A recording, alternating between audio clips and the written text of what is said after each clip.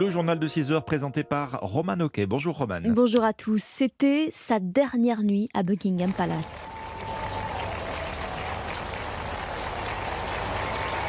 Elisabeth II, accueillie par les applaudissements de la foule réunie à Londres. La reine quittera le palais royal aujourd'hui.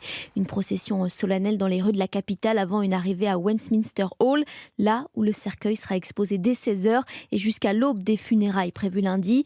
5 jours pour permettre à des centaines de milliers de Britanniques de se recueillir.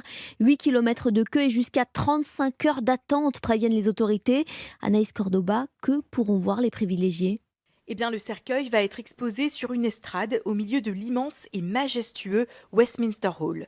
De style gothique, construit au XIe siècle sous le règne du fils de Guillaume le Conquérant, c'est le bâtiment le plus chargé d'histoire du Royaume-Uni. Il a servi au banquet de couronnement.